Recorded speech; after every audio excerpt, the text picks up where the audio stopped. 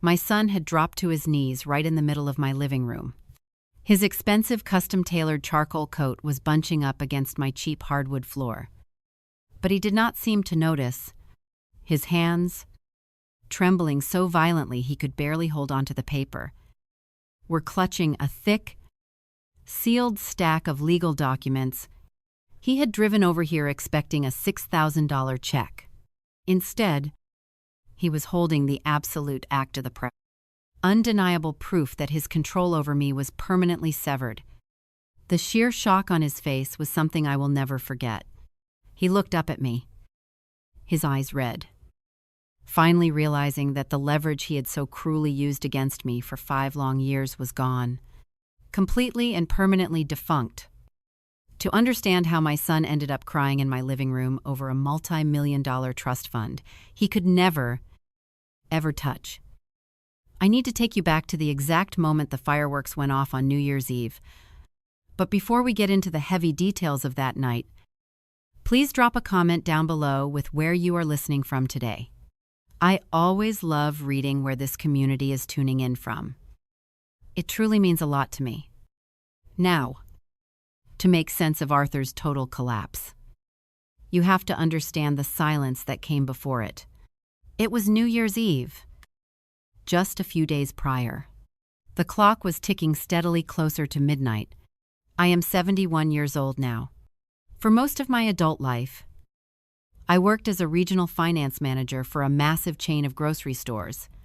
My entire career was built on finding the one missing dollar in a spreadsheet of millions.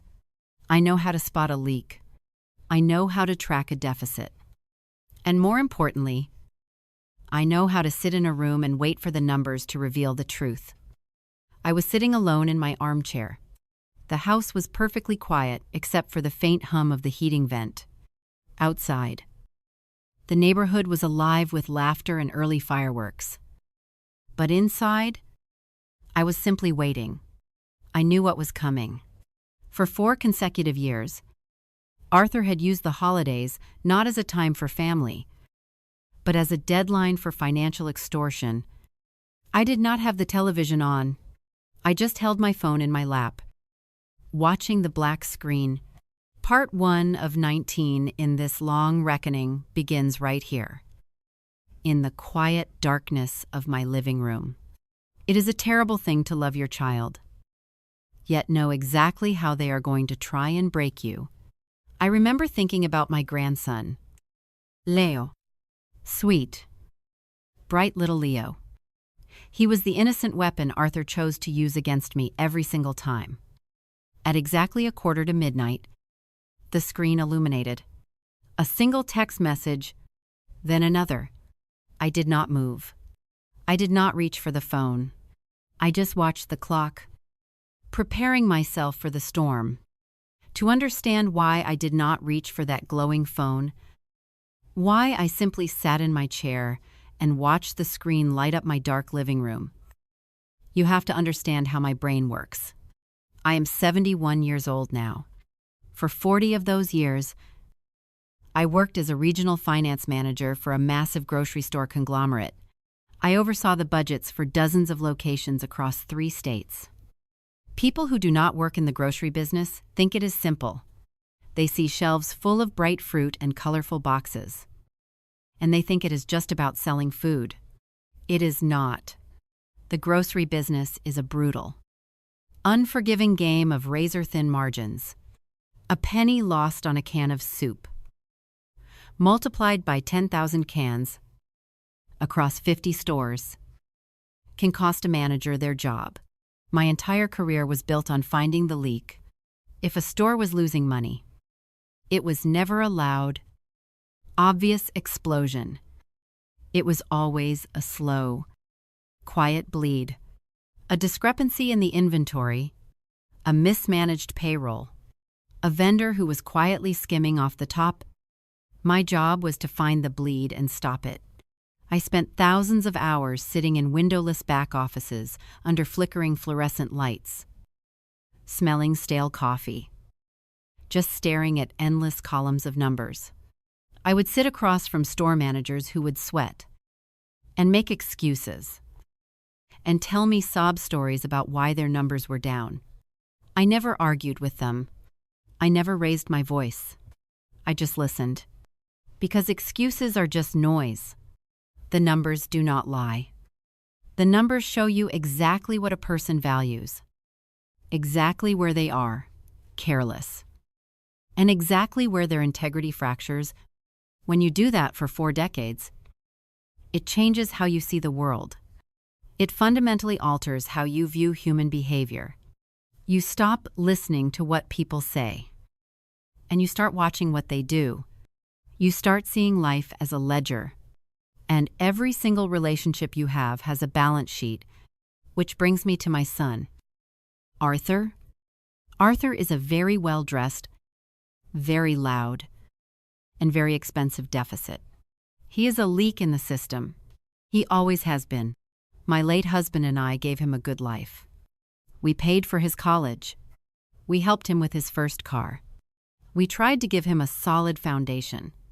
But somewhere along the line, Arthur developed a taste for an aesthetic he simply could not afford. He did not want to build wealth. He wanted to look wealthy. He is the kind of man who wears a custom-tailored charcoal suit to a casual family dinner just to make sure you know how much it cost. He leases luxury cars he can barely afford the payments on.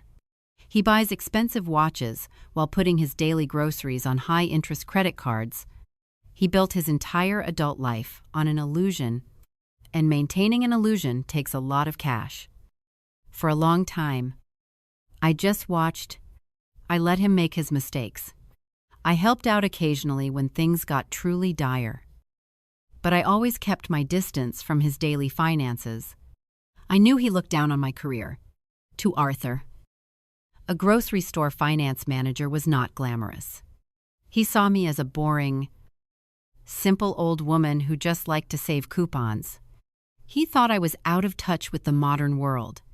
He thought I was soft. But then came Leo, my grandson.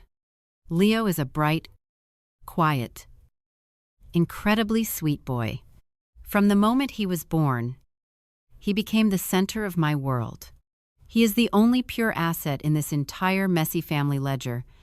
And Arthur, for all his financial blindness, is incredibly perceptive when it comes to manipulation. He realized very quickly that Leo was my weakness.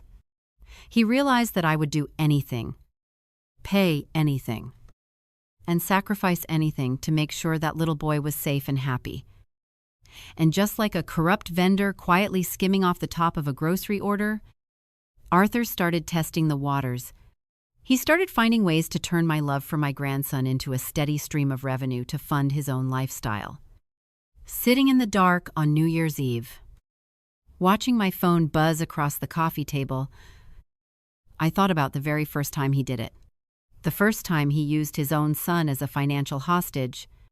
It did not start with a demand for $6,000 at midnight. No, extortion never starts with a shout. It starts with a whisper. It starts with a small test to see what you are willing to tolerate. This brings us to part 2 of 19 in this story. The foundation of the fraud, because before Arthur could drop to his knees in my living room, completely broken by a legal document he never saw coming. He had to believe he was invincible. He had to believe I was completely blind to his game. I was not blind. I was just letting him build his own trap. I was auditing him. I was simply waiting for the right moment to close the books. The first fireworks began to pop in the distance, echoing through the cold winter air. My phone buzzed again. Another message. I took a slow, deep breath, letting the silence of the house wash over me. To understand the weaponization of love, I have to take you back 4 years, to the very first time Arthur realized he could use Leo's future against me. It was 4 years ago. The first time the ledger tipped. The very first time Arthur looked at his own son and saw a revenue stream instead of a child. It was late December. Just a few days before the new year. Arthur had dropped by my house unannounced on a Tuesday evening. He did not usually do that. He usually only visited when it was a mandatory holiday dinner. The kind where he could bring a bottle of wine he wanted to brag about. But that night, it was just him. He walked into my kitchen, bringing the cold winter air with him. I remember exactly what he was wearing. He had on a brand new, beautifully tailored camel hair overcoat. You do not need to be an expert in men's fashion to know when a piece of clothing costs more than a mortgage payment. The fabric was immaculate. It draped perfectly over his shoulders. He stood in my kitchen, smelling of expensive cologne and cold leather. While I poured him a cup of coffee from my old drip machine, he made small talk for about 10 minutes. He complained about the traffic. He complained about his neighbors. He complained about the stock market. And then, he set his mug down on the counter and let out a long, heavy sigh. It was a very practiced sigh. The kind of sigh a salesman uses right before he tells you the bad news about your car engine. He told me about a specialized academic program for Leo, an advanced preparatory track that was supposedly guaranteed to put him on the path to an elite private school. Arthur went on and on about how exclusive it was, how brilliant little Leo was, how the teachers had personally recommended him. I just listened. I loved hearing about Leo. I always did. My grandson is a smart, curious, wonderful boy. But then the pitch pivoted. Arthur looked down at his incredibly expensive shoes. He lowered his voice, trying to sound defeated. He said the deposit for the program was $2,500, and he said they needed it by the 1st of January, or Leo would lose his spot. He looked up at me, his eyes wide and terribly sincere. He said, "Mom, I am stretched so thin right now. The business is tying up all my liquid cash. If I cannot find this money, Leo is going to fall behind. He is going to miss out on an opportunity that could change his whole life. I just do not know what I am going to do. I feel like such a failure as a father." I stood there on the cheap linoleum floor of my kitchen, looking at my son in his thousands of dollars worth of designer winter wear, claiming he could not afford his child's education. In the grocery business, when a vendor brings you a shipment and claims a pallet of expensive goods was damaged in transit, you do not immediately call them a liar. You do not raise your voice. You sign the clipboard. You accept the delivery. And then you quietly pull the security footage from the loading dock. You investigate the supply chain. You find the truth on your own time. I knew Arthur was lying. I knew it in my bones. Even if the program was real, the financial desperation was a complete fabrication. He had the money. He just did not want to spend his own money on his son when he could spend it on himself. But I also knew something else. I knew that if I said no, Arthur was vindictive enough to actually pull Leo out of the program just to punish me. He would let his own son suffer just to prove a point. Leo was the hostage. And Arthur was standing in my kitchen, holding the ransom note. I did not argue. I did not point out the hypocrisy of his camel hair coat. I did not ask why he was leasing a luxury car if he could not afford a $2,500 educational deposit. I just turned around, walked into the living room, opened my desk drawer, and took out my checkbook. I wrote the check for $2,500. I signed my name. I walked back into the kitchen and handed it to him. You should have seen his face. There was a split second where the mask slipped. The tragic, defeated father vanished, and a profound, visible relief washed over his features.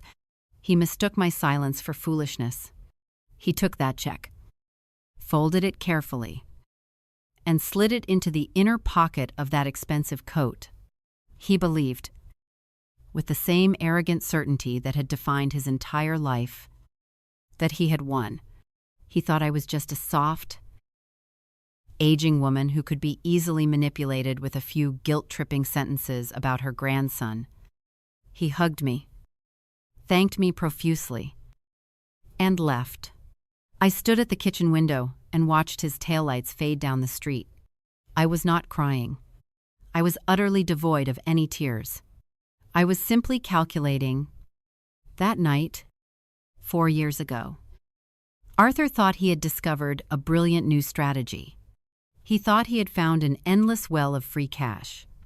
But what he had actually done was trigger an audit. He had shown me exactly who he was, and exactly what he was willing to do. He had turned my love for my grandson into a weapon. I knew he would be back. I knew this was not a one-time emergency. It was a test. And in his mind, he had passed it with flying colors. But as I washed his coffee mug and turned off the kitchen lights, I made a promise to myself. I would never let my grandson's future be used as a bargaining chip again. The silent architecture of my revenge began that very night. The thing about a slow bleed in a corporate budget is that it never stays slow if you do not plug a leak. The pressure naturally widens the hole. Fraud is not a static event. It is a progressive disease. Arthur had tested the structural integrity of my boundaries with that first check for $2,500. When I paid it without a fight, when I handed it over in my kitchen without demanding a full accounting of his finances, he did not feel grateful. He felt emboldened. He had mapped out his strategy, and in his mind, my grandson was the ultimate, limitless collateral. This brings us to years 2 and 3 of the extortion, the years where the whisper turned into a steady, suffocating pressure. 3 years ago, right around Thanksgiving, Arthur and his wife came over for dinner. I remember standing on my porch, wiping my hands on my apron, watching them pull into my driveway. They were driving a brand new, imported luxury sport utility vehicle, the kind of car that costs more than my first house. His wife stepped out wearing a pair of leather boots that I recognized from a high-end catalog, and Arthur was wearing a heavy gold watch that caught the crisp autumn sunlight. They looked like a magazine advertisement for success. Yet, less than 2 hours later, while we were sitting at my dining table eating the turkey I had spent all day roasting, the pitch began again. Arthur waited until his wife took little Leo into the living room to watch a cartoon. Then, he leaned across the table. He lowered his voice, putting on that same mask of the burdened, tragic father.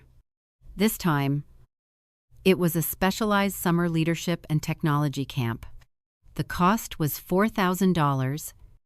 He looked at me, swirling an expensive glass of red wine he had brought, and delivered a line that I will hear echoing in my mind for the rest of my life. He said, "Mom, my capital is completely tied up in the business expansion right now. If you really cared about Leo's future, you would see this is an investment, not an expense. You do not want him falling behind the other boys in his class. Do you?" I looked at his gold watch. I looked out the window at his brand new car. And then I looked at the kitchen archway, where I could hear my sweet grandson giggling at the television. It is a profound, unique kind of grief when you realize your own child is using the one thing you love most in this world as a crowbar to pry open your wallet. It makes you feel sick to your stomach. It makes the room feel small. But in the grocery business, grief does not balance the ledger. Emotions do not stop a deficit. I did not cry. I did not raise my voice. I did not point out the sheer, insulting audacity of driving a $90,000 car to your mother's house to beg for $4,000. I simply nodded, stood up, went to my desk, and wrote the check, just like the first time. I watched the profound, arrogant relief wash over his face. He mistook my silence for submission. He thought he was playing a masterstroke of psychological chess. He believed he had found the perfect button to press, and that I was too old, too soft, and too foolish to realize I was being played. By year 3, which was 2 years ago, the demand escalated to $5,000. This time, it was a sudden gap in Leo's private school tuition right before the Christmas holidays. The manipulation grew significantly crueler. Arthur did not even bother coming over. He called me on the phone. His voice was cold, transactionnel. He told me that if the tuition was not paid by the end of the week, Leo would be removed from the school. He actually had the nerve to say, "Don't blame me if his potential is ruined because you wanted to hoard your retirement money. Mom, he will be so heartbroken if he has to leave his friends." The weaponization of love was complete. He was no longer just asking. He was threatening to intentionally inflict emotional pain on his own son, my grandson, and blaming me for it in advance. I paid the $5,000. I wired it directly to his account. But what Arthur did not know, what he could never have guessed in his wildest dreams, was that I was not just writing checks out of blind, helpless panic. I was gathering data. I was keeping every receipt. I was tracking the new designer handbags his wife carried in family photos on the internet. I was noting the luxury vacations they took to the Bahamas, just weeks after claiming poverty. I was building a forensic profile of his greed. Every time I handed over the money, he thought he was draining my resources. He did not realize he was just handing me the rope. By the end of year 3, the audit was complete. I knew exactly who he was, and I knew exactly what I had to do to protect my grandson permanently. It was time to build a financial vault my son could never, ever break into. After I wired that $5,000 for Leo's tuition 2 years ago, I realized something fundamental. I was dealing with a systemic vulnerability. In loss prevention at a grocery chain, if a cashier is stealing from the register, you do not just ask them nicely to stop. You do not just patch the shortage with your own money and hope for the best. You change the locks. You install a safe that requires 2 keys. You remove their access to the cash entirely. I needed to remove Arthur's access to my cash while still protecting my grandson's future. The very next morning, I drove into the city and sat down in the office of a man named Marcus. Marcus is an estate attorney. He is not a flashy man. He does not wear camel hair coats or drive $90,000 cars. His office smells like old paper and lemon furniture polish, and he speaks in a very quiet, very deliberate voice. I have known him for a long time. He handled my late husband's estate. I sat across from Marcus's heavy oak desk, and I laid out the ledger of my son's extortion. I told him about the $2,500 deposit. I told him about the $4,000 summer camp. I told him about the $5,000 tuition gap. I told Marcus I wanted to build a vault, a financial fortress that my son could never, ever breach. Marcus listened. He did not judge. He did not offer empty platitudes about how families can be difficult. He simply took out a legal pad and a silver pen, and we started drafting the architecture of my revenge. It was not a revenge of anger, or shouting, or petty insults. It was a revenge of absolute, unassailable boundaries.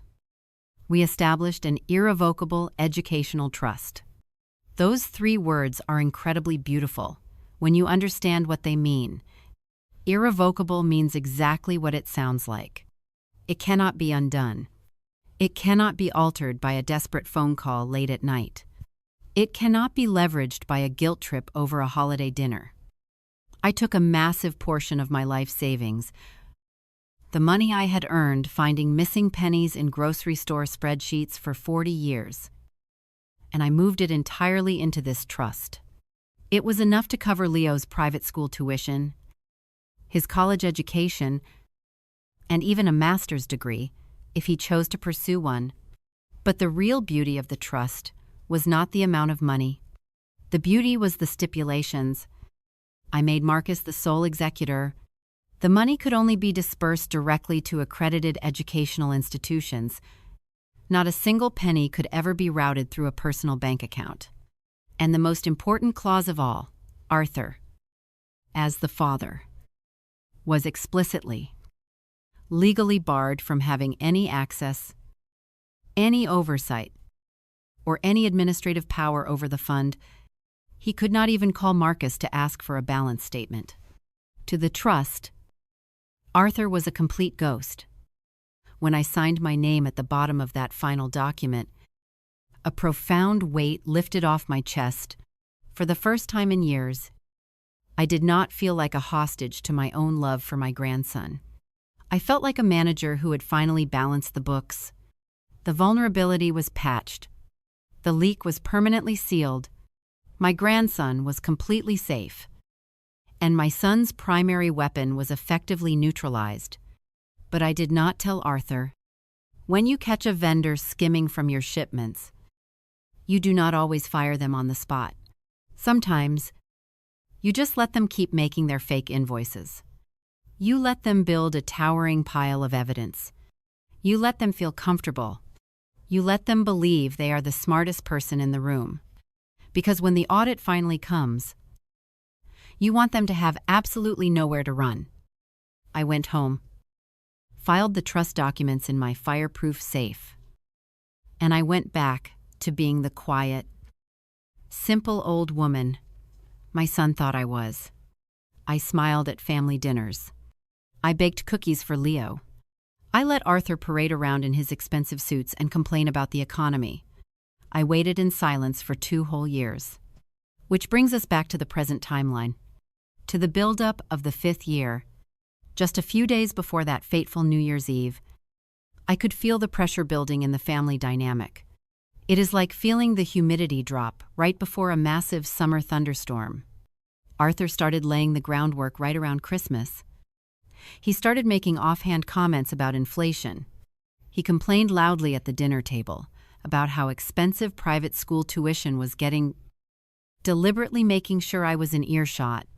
He would sigh heavily while looking at his phone, acting burdened by the weight of his fabricated financial stress. During the week between Christmas and New Year's, his wife started playing her part in the performance.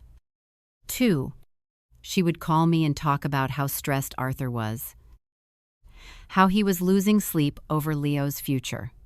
It was a highly coordinated psychological pressure campaign. They were trying to soften me up, preparing me for the kill. They wanted me anxious, so that when the midnight demand finally came, I would just write the check immediately out of sheer panic to relieve the tension. I just sipped my coffee. I did not ask what was wrong. I did not offer to help. I did not show an ounce of panic. I just watched him meticulously dig his own grave. He was preparing to spring the trap on me, completely unaware that he was already standing at the bottom of mine. For most families, the week between Christmas and New Year's is a quiet, restful time. It is a time to eat leftovers, watch old movies, and reflect on the year that has passed. But in my family, for the past 4 years, it had been a week of highly calculated psychological warfare.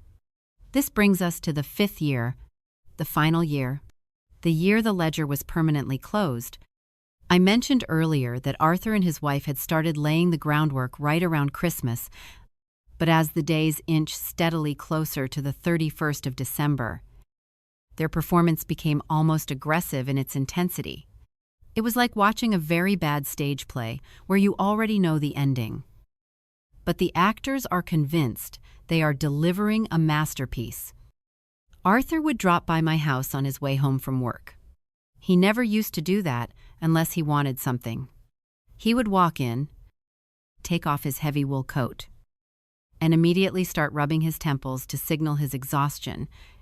He would sit at my kitchen island, wearing a designer cashmere sweater that probably cost more than my first car, and drink my cheap store-brand coffee.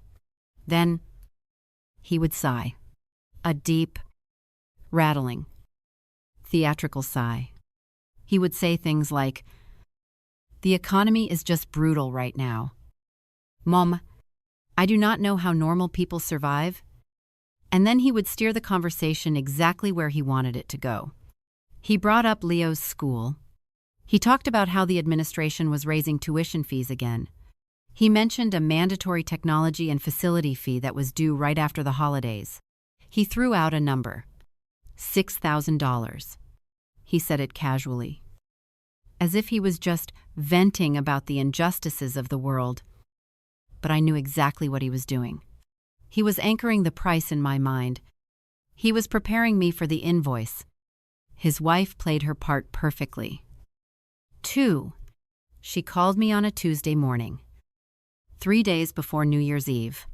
She sounded breathless, as if she had been crying or pacing the floor in a panic. She told me Arthur was working himself to the bone. She said she was so desperately worried about his blood pressure, all because he was stressing over giving Leo the education he deserved. She actually used that word, deserved, while she was telling me this tragic story. I could hear the faint, distinct sound of a barista calling out a complicated coffee order in the background. She was calling me to play the victim, begging for sympathy. While standing in line at an incredibly expensive downtown cafe, I did not confront her. I did not ask her why she was buying $7 lattes if her family was on the brink of educational ruin. I just maintained a perfectly even tone. I said, "Oh, that sounds very stressful. Dear, I hope Arthur gets some rest this weekend." When you work in loss prevention for 40 years, you learn that confronting a liar too early is the worst mistake you can make. If you tell a thief you know they are stealing, they just change their tactics. They hide better. They cover their tracks. But if you play dumb, if you nod and offer mild sympathy, they get sloppy. They get incredibly arrogant. They give you every single piece of evidence you need to destroy them. Arthur and his wife were getting arrogant. They firmly believed they had successfully primed the pump. They thought they had perfectly set the stage for their midnight ambush. They wanted me to spend the entire week feeling anxious, feeling terribly guilty, feeling solely responsible for my grandson's hypothetical downfall. But I did not feel guilty. I felt absolutely, profoundly calm. I spent the 30th of December quietly cleaning my house. I dusted the bookshelves. I washed my good china. I sat in my living room and watched the winter snow fall outside my window. I thought about the irrevocable educational trust sitting safely in a fireproof vault at Marcus's office. I thought about the fact that Leo's tuition for the upcoming semester had already been paid in full, wired directly to the private school's administration office. A full week ago, Arthur had no idea. He was meticulously planning a robbery on a bank vault that was already entirely empty. He wanted a $6,000 check to fund his lavish lifestyle. I knew, with absolute certainty, that he was going to try and extract it from me the very next night, right as the new year began. He loved the drama of a holiday deadline. He loved using the heightened emotion of a celebration to force a rushed, panicked decision from me. But this time, I was ready for him. I was not the soft, frightened, out-of-touch grandmother he thought I was. I was a regional finance manager, and I was quietly preparing to conduct the most brutal, unforgiving audit of his entire life. The stage was firmly set for New Year's Eve, the night the quiet distance between a mother and her son would finally shatter into a deafening reality. It was 6 o'clock on the evening of New Year's Eve when I pulled my sensible 10-year-old sedan into my son's sweeping, circular driveway. For years, it had been a tradition that I would go over to their house for an early dinner before driving back to my own home to watch the ball drop in peace. As I walked up the incredibly long, custom-paved walkway to their front door, I could already hear the faint popping of early fireworks from the neighboring subdivisions. The air was bitterly cold, crisp, and charged with that unique, electric energy of a holiday night. People were celebrating. People were drinking champagne, laughing, and letting go of the old year. But the moment Arthur opened his heavy, imported mahogany front door, the festive atmosphere died completely. He did not smile. He did not say Happy New Year. He just stood there in a tailored navy blue blazer, holding a crystal glass of amber liquid, and gave me a curt, tight nod. He stepped aside to let me in without a word.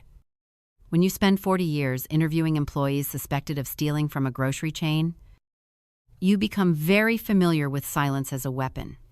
In an interrogation room, silence is designed to be suffocating. You sit across from a suspect. You look at them, and you say absolutely nothing. The human brain hates a void. It hates tension. 9 times out of 10, the suspect will start talking, start apologizing, or start offering concessions just to break the terrible terror. Heavy silence in the room. Arthur was trying to use a corporate interrogation tactic on his own mother in his own foyer. He wanted to create a profound emotional distance. He wanted me to feel the chill. The strategy was obvious. Freeze me out during dinner. To make me feel like I was a burden. Make me feel like his intense stress was entirely my fault. So that when the midnight text messages arrived, I would be so desperate to restore his affection that I would write a $6,000 check without thinking twice. I walked into his massive, open-concept living room. His wife was sitting on a white leather sofa, wearing a thick cashmere sweater and a pair of diamond stud earrings that caught the light from the television.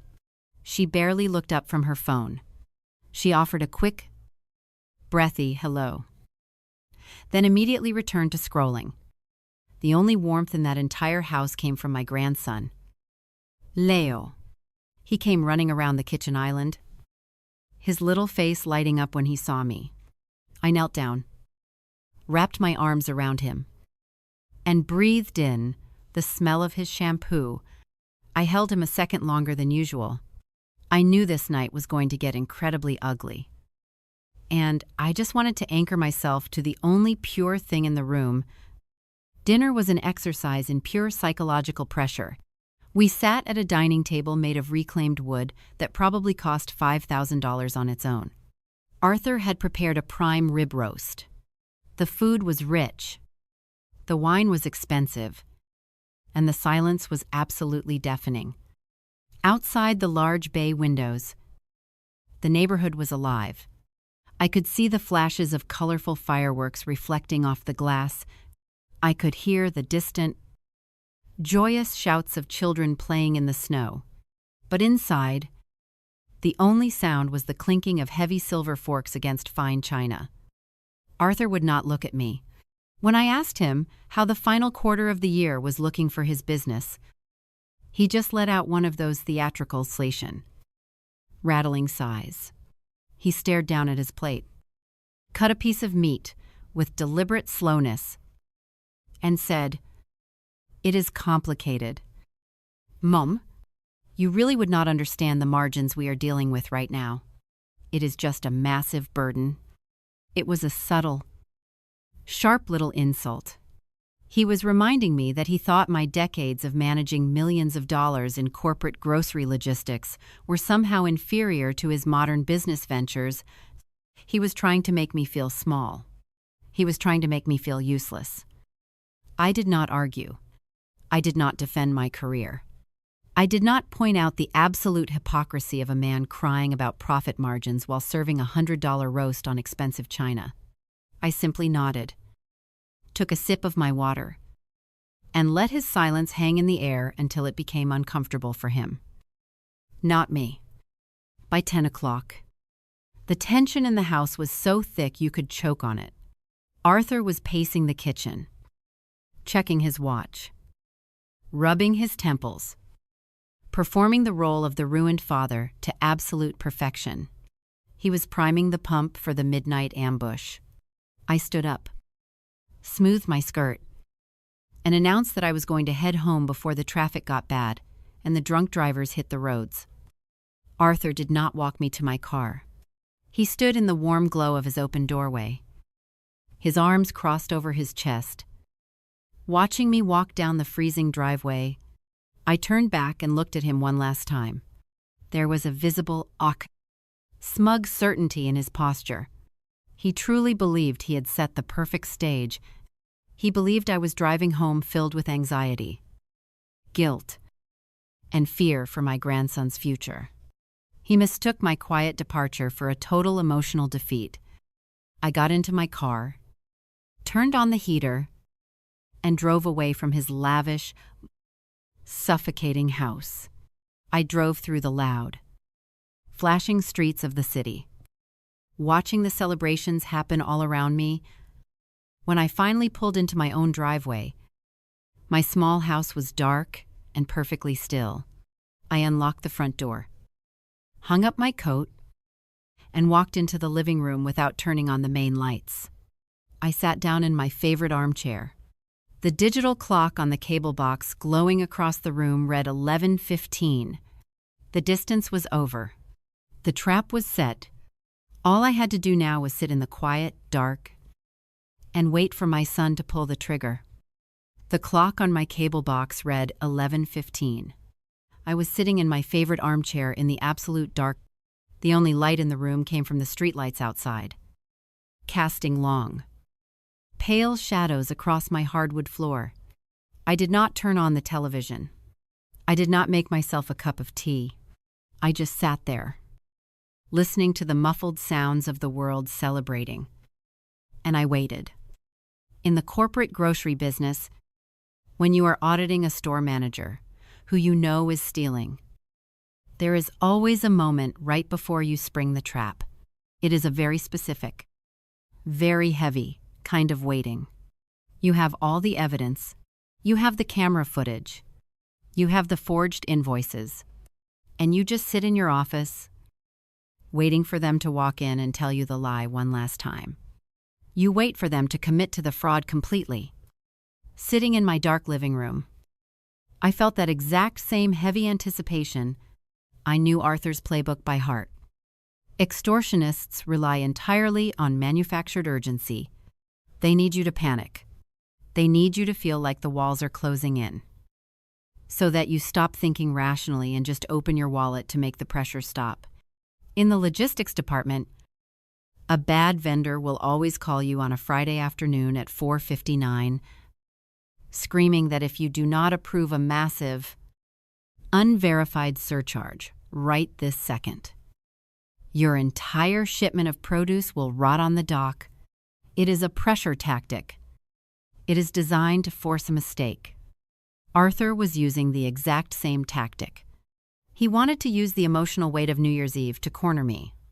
He wanted me to go to bed feeling terribly guilty, completely responsible for my grandson's hypothetical ruin, so that I would wire him $6,000 the moment the banks opened on the 2nd of January.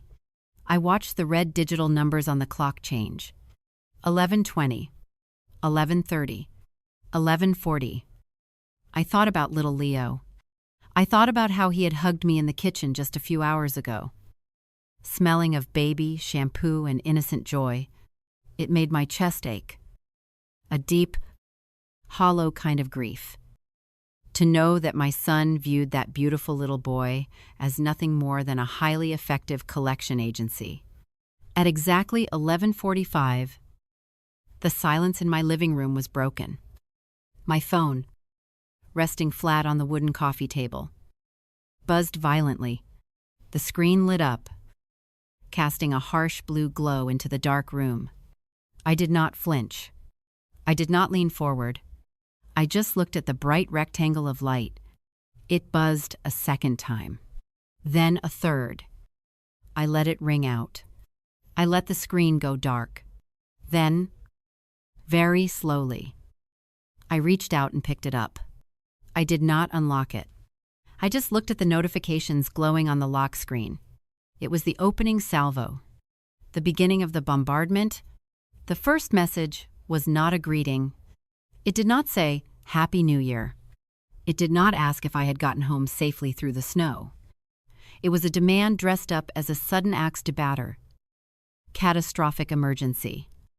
The text read, "Mom, I just checked the school portal. The facility and technology fee is $6,000, and they need it by January 2nd. I stared at the words, $6,000.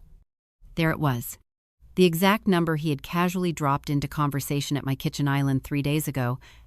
He had been anchoring the price, and now he was presenting the invoice. Before I could even process the absolute audacity of the first text, the second one arrived. It read, "I do not have it. My liquid capital is completely tied up in the business right now. If this is not paid, they are going to pull Leo's enrollment." And then, the third text. The closer, the dagger he always used to secure the funds. It read, "Leo's private school needs this money. Mom, don't blame me if he gets kicked out. I am doing everything I can. But I need you to step up." I sat back in my armchair, holding the glowing phone in my hand, and I let out a long, quiet breath. I need you to step up. The sheer, unadulterated arrogance of that sentence was almost breathtaking. A man sitting in a $1 million home, wearing a designer suit, drinking imported whiskey, was texting his 71-year-old mother at 1:45, telling her she needed to step up. He was intentionally threatening to ruin his own son's education, and blaming me for it in advance, just to fund his own lavish lifestyle. I did not type a reply.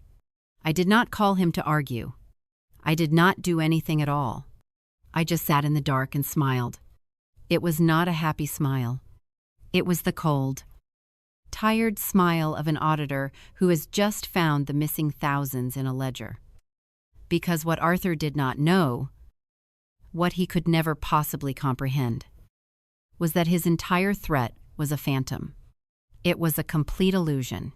He was threatening to let Leo get kicked out of a school that had already been paid in full. The irrevocable educational trust sitting in attorney Marcus's fireproof safe had already wired the tuition directly to the academy's administration office. The receipt was already filed. Leo was completely, entirely safe. Arthur was holding a gun to my head, completely unaware that I had emptied the chamber 2 years ago. But I was not going to tell him that. Not yet.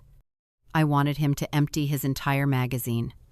I wanted him to put every single ounce of his greed, his manipulation, and his cruelty into writing. The clock on the cable box flipped to 11:50. 10 minutes to midnight. The real barrage was just about to begin. The digital clock on my cable box silently flipped to 12 midnight. Right on cue. A massive explosion of color lit up the sky outside my bay window. The fireworks had officially begun. I could hear the muffled, heavy thumps of the mortars going off in the distance, followed by the faint cheers of people standing out in the cold snow, welcoming the new year. Inside my living room, there was no cheering. There was only the harsh, rhythmic buzzing of my cellular phone against the wooden coffee table. It buzzed once, then twice, then 3 times in rapid succession. I did not turn on the lamp. I simply reached out in the dark, picked up the phone, and held it in my lap. The bright, bluish-white light of the screen illuminated my hands and cast a cold glow across my face. I sat back in my armchair and watched the notifications stack up on the lock screen, one after another. When an extortionist realizes their initial threat has not worked, they do not just give up and walk away. That is not human nature. And it is certainly not how fraud operates. In the grocery logistics business, we had a specific term for what happens when you cut off a corrupt vendor. We called it the extinction burst. When you stop paying their inflated invoices, they do not apologize. They escalate. They scream. They threaten legal action. They throw an absolute tantrum, hoping the sheer volume of their anger will intimidate you into backing down and opening your wallet just to make the noise stop.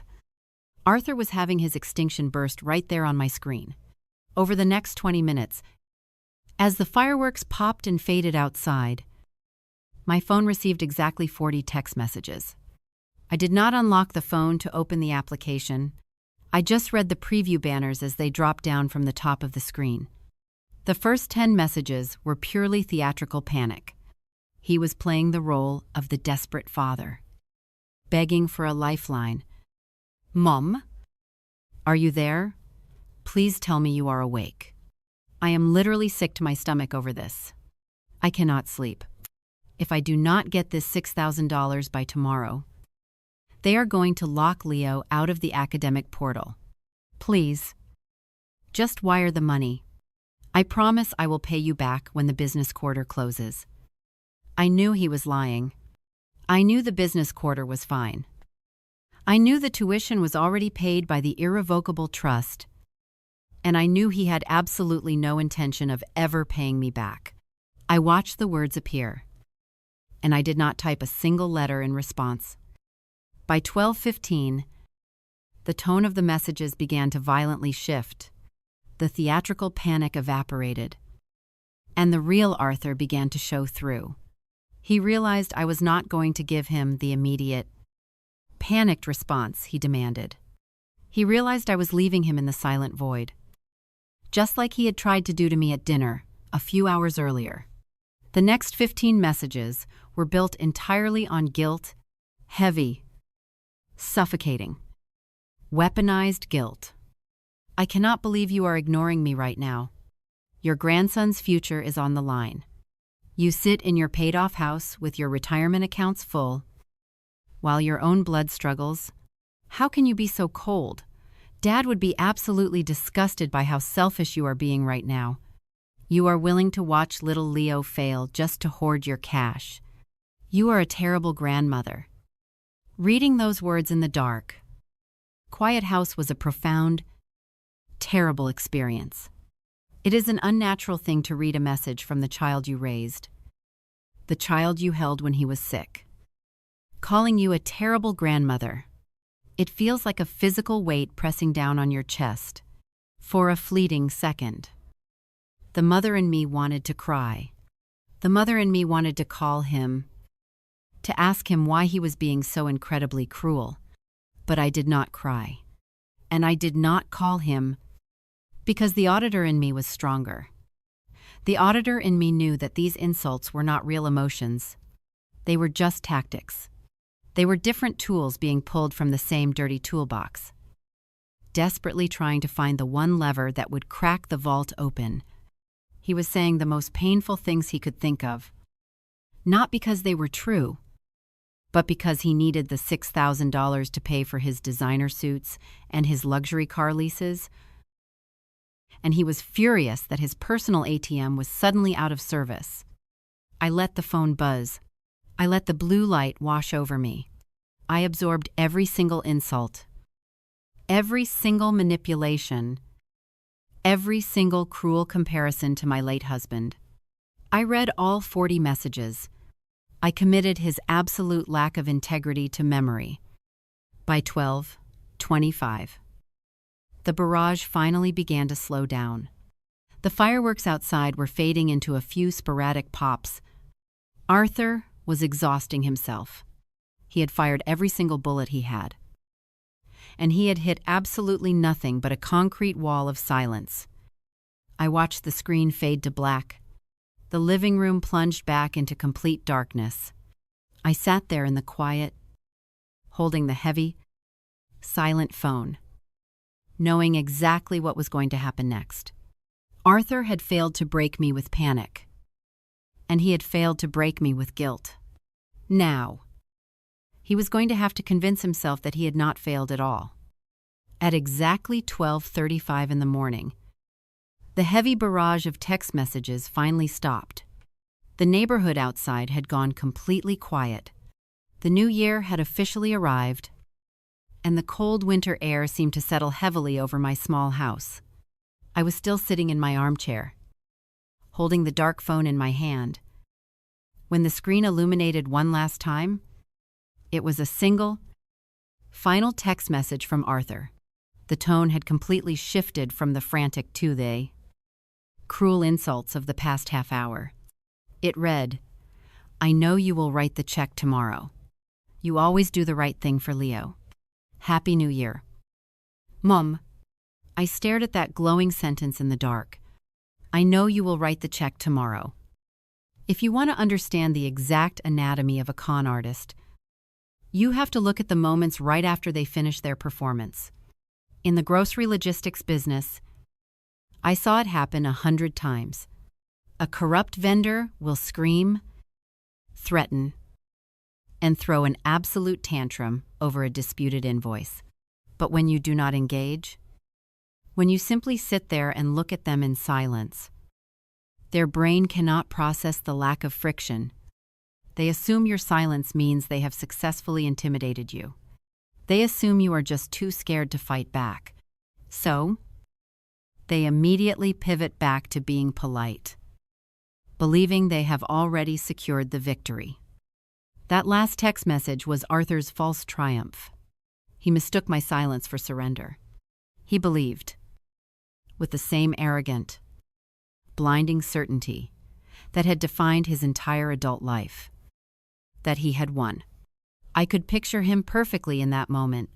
He was probably standing in his massive, custom-built kitchen, pouring himself a final glass of expensive amber whiskey. I could imagine him letting out a deep, relaxed sigh, turning to his wife, and telling her that the problem was handled. He believed that he had successfully broken me. He thought that my failure to respond to his 40 abusive text messages was a sign of deep, paralyzing guilt. He imagined me sitting in my house, crying, feeling terribly ashamed of myself, and desperately waiting for the banks to open on the 2nd of January so I could wire him $6,000 to buy back his affection. He went to sleep that night on his high thread count designer sheets, completely wrapped in the warm, comforting illusion of his own absolute control. He thought he was playing a masterstroke of psychological chess. He had no idea he was playing alone, on a board I had already packed away 2 years ago. I did not go to sleep right away.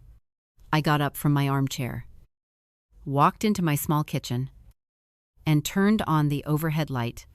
The cheap linoleum floor was cold under my slippers. I filled my kettle with water and set it on the stove. I felt a profound, overwhelming sense of clarity. For 5 long years, the holiday season had been a time of deep anxiety for me. I used to dread the phone ringing. I used to dread the sudden drop in his tone when he was preparing to ask for money. I used to feel physically ill at the thought of my grandson being used as a bargaining chip. But standing in my kitchen on the first morning of the new year, listening to the kettle begin to hiss, I felt absolutely nothing but peace. The audit was over.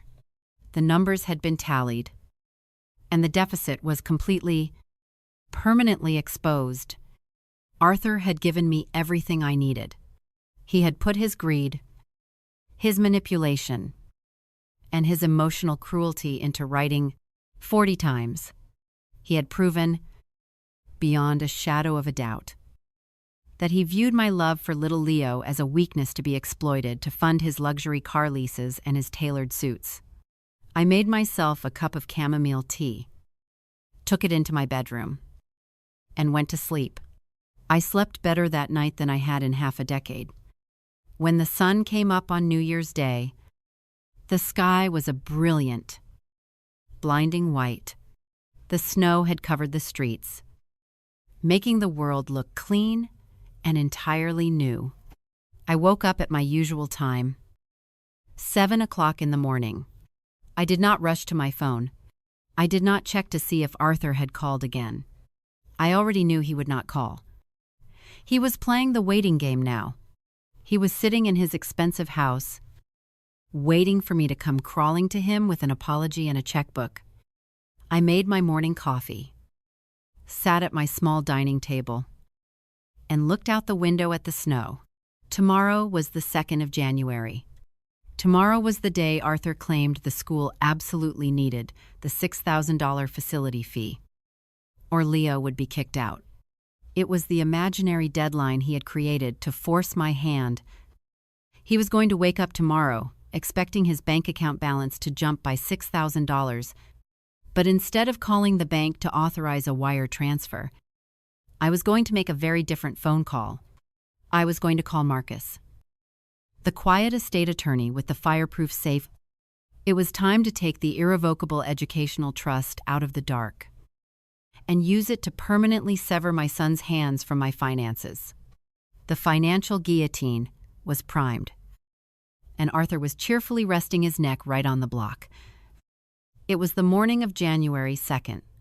The deadline, the specific day my son had explicitly stated would bring absolute ruin to his child's education if I did not step up and wire him $6,000. I woke up at my usual time, made my bed, and poured myself a cup of black coffee. I did not rush.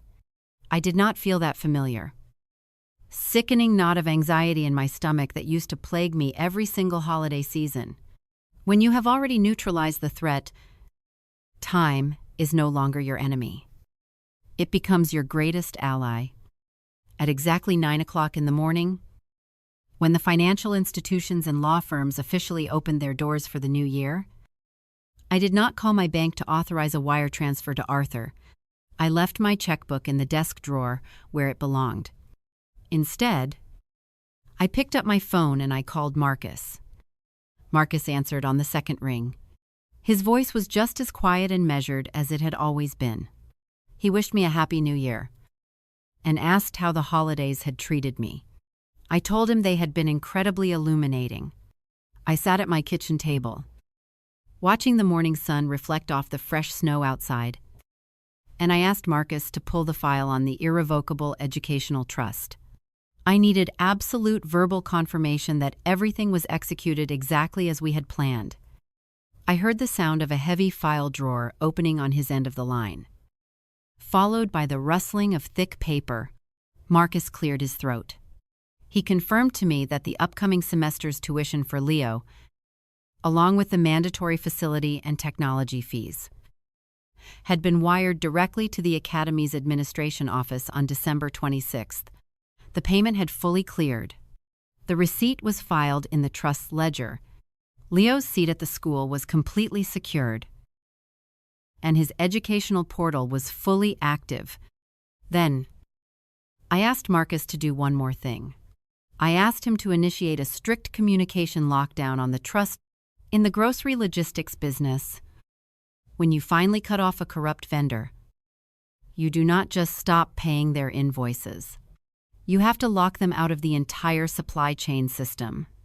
You have to make sure they cannot call a junior clerk and try to sweet-talk their way back in. You have to build a firewall. I wanted a legal firewall around my grandson's money. I told Marcus that I anticipated Arthur might try to contact the firm once he realized the money was not flowing into his personal checking account. I wanted to make absolutely certain that if Arthur tried to call, tried to impersonate me, or tried to leverage his legal status as the father to get information about the trust, he would be met with a solid, unyielding brick wall.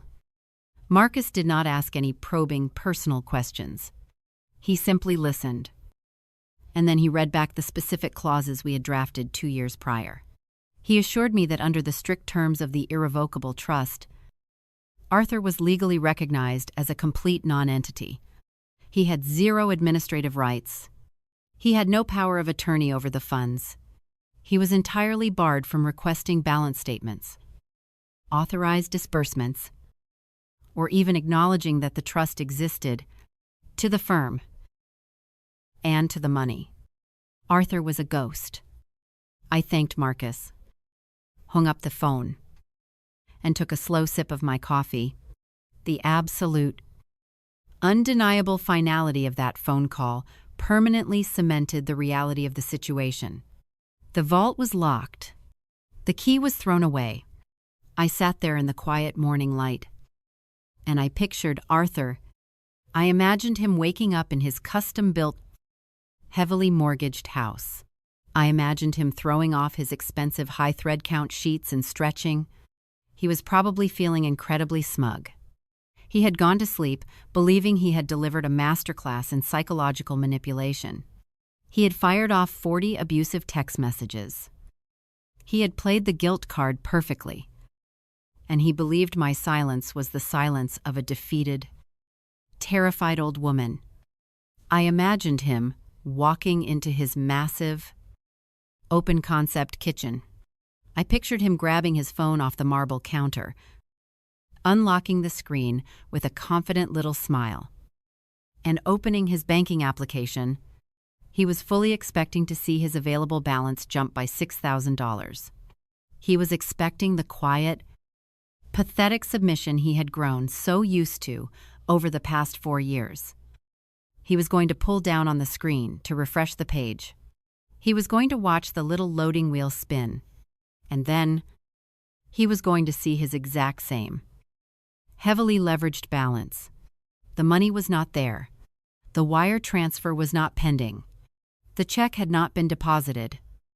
I could perfectly visualize the confusion washing over his face, slowly morphing into a cold, sinking panic. He would refresh the application again. He would log out and log back in, convinced it was a technical glitch, because his massive, blinding ego would simply not allow him to process the idea that I had actually defied him. He would firmly believe the bank made an error before he ever believed I had finally closed the ledger on his extortion. For 5 years, he had held the detonator. He had used my love for my grandson as the explosive charge, and he thought he was the only one who could press the button. He had absolutely no idea that while he was busy threatening me, I had quietly, systematically disconnected every single wire. The legal walls were up, but I was not done. Denying him the money was only the first step if I wanted to make sure he never tried to leverage my grandson against me ever again. I needed to completely dismantle the illusion he had built his life upon. I needed to prove to him that I knew exactly where that $6,000 was actually going. It was time to conduct a forensic audit of my own son. When a grocery store manager calls the regional office and claims that a sudden power failure ruined $6,000 worth of prime beef in the walk-in freezers, you do not just nod and write it off as a loss. You accept the report. And then you send an auditor to check the internal temperature logs. You check the maintenance records. You look at the security footage of the loading dock to make absolutely sure that beef was not quietly loaded into a completely different truck and sold out the back door. Arthur had claimed a catastrophic educational emergency. He claimed he needed exactly $6,000 to save his son's future. I already knew the tuition was paid, but what I did not know, what I needed to find out, was where that $6,000 was actually meant to go. It was time to conduct a forensic audit on my own son. I did not need a private investigator. I did not need to hack into his computer. Because Arthur, in all his blinding arrogance, had handed me the exact key I needed 3 years ago. When he first started expanding his consulting business, he wanted to lease a massive, incredibly expensive office space downtown. His credit was already stretched dangerously thin from his luxury cars and his custom home build. The commercial landlord demanded a guarantor for the lease and the associated business credit line. Arthur had come to me, playing the role of the ambitious, hardworking son, and begged me to co-sign the guarantor agreement. I signed it. For 3 years, a thick manila envelope from the commercial bank arrived in my mailbox on the 1st of every single month. It contained the complete financial statements of that credit line and the accounts tied to it. For 3 years, I had never even opened one.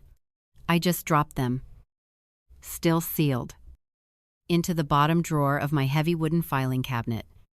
I walked into my home office, unlocked the bottom drawer, and pulled out the last 6 months of envelopes. I carried them to the dining table. I put on my reading glasses. I poured myself another cup of black coffee. And then, I stopped being a mother, and I became the regional finance manager again. I opened the first envelope. I spread the papers out across the wood grain of the table. Tracking financial fraud is not about looking for the big, obvious lies. It is about looking for the tiny, repetitive inconsistencies. I started tracing the flow of Arthur's money. It took me less than 45 minutes to see the absolute, undeniable truth of his situation. His business was not suffering because of the economy. His business was bleeding out because he was treating the corporate accounts like a personal piggy bank. I saw the transfers, thousands of dollars moving from the operating budget into private checking accounts to cover the massive mortgage on his custom home. But I was not looking for general mismanagement. I was looking for a very specific number. I was looking for a sudden, urgent deficit of exactly $6,000. I found it in the statement for the month of December. Tied to the guarantor account was a high-yield rewards credit card. Arthur used it to pay for his client dinners and travel expenses. I ran my finger down the itemized list of charges from the week between Christmas and New Year's Eve. Right there, on the 26th of December, was a pending charge for a luxury ski resort in Aspen, Colorado. The reservation was booked for the 3rd week of January. The deposit required to hold the chalet was exactly $3,500. I kept tracing my finger down the page. On the 28th of December, just 3 days before his midnight extortion attempt, there was a charge at a high-end boutique jeweler downtown. The exact same jeweler where his wife had bought those diamond stud earrings she was wearing at dinner on New Year's Eve. The cost of the jewelry was $2,700. $3,500 for a luxury ski chalet. $2,700 for diamond earrings. Total deficit, $6,200. I sat back in my chair. The morning sun was pouring through the dining room window, warming the stacks of financial papers on the table. The house was completely, utterly silent. He did not need $6,000 for a mandatory school facility fee. There was no facility fee. There was no urgent deadline from the academy. He had fabricated the entire emergency. He needed the money to pay off the deposit for his winter vacation and the jewelry he bought his wife. Because his credit cards were completely maxed out and the billing cycle was closing on the 2nd of January. The sheer, breathtaking cruelty of it washed over me. He was willing to look me in the eye, invoke the name of his own son, and threaten to ruin little Leo's education, all to fund a ski trip and a pair of earrings. He had weaponized his own child's future to pay for his own vanity. When you uncover the truth behind a massive fraud, you rarely feel angry. Anger is a hot, chaotic emotion. What I felt was entirely cold. It was a deep, absolute freezing over of any remaining sympathy I had left for the man I had raised. I gathered the bank statements. I took a bright red pen, the same kind I used to use when auditing grocery store ledgers, and I circled the charge for the ski resort. I circled the charge for the diamond earrings. I folded the papers neatly, placed them into a fresh manila folder, and set it on the edge of my desk. The ammunition was secured. The vault was locked. The audit was completely finished. Now, all I had to do was wait for Arthur to realize that his bank account was entirely empty. The 2nd of January was ticking by, and the silence from my end was about to become absolutely deafening to him. The 2nd of January is an incredibly long day when you are desperately waiting for money that is never going to arrive. In the corporate grocery logistics business, we had a specific term for the psychological space you enter right after you sever a contract with a fraudulent vendor. We called it the vacuum. The vacuum is the quiet to heavy period of time before the vendor realizes their power is completely gone. During the first few hours, they do not panic. They assume it is just a simple clerical error. They assume the accounting department made a mistake with the routing numbers. They still firmly believe they are the ones in total control of the situation. I spent the morning of January 2nd sitting in my living room, reading a paperback novel, and enjoying the absolute quiet of my house. I knew exactly what Arthur was doing. By noon, the vacuum officially shattered. My cell phone, resting on the kitchen counter, began to vibrate against the wood. I was standing at the sink, slowly washing my lunch plate. I turned the water off, dried my hands on a towel, and walked over to look at the glowing screen. It was Arthur. I did not pick it up. I stood there in the quiet kitchen and watched the phone vibrate until the call finally went to voicemail. Exactly 4 minutes later, it rang again. I walked back into the living room, sat down in my armchair, and let the house remain perfectly still. Over the next 8 hours, Arthur called me 12 times. He left 4 distinct voicemails. I listened to every single one of them. I did not delete them. I saved them, cataloging them just like I used to. Catalog forged invoices in a heavy metal filing cabinet. The progression of his voicemails was a masterclass in the anatomy of a panic attack. The first voicemail, left at 1 o'clock in the afternoon, was tight but carefully controlled. He was still trying to play the role of the busy, burdened executive.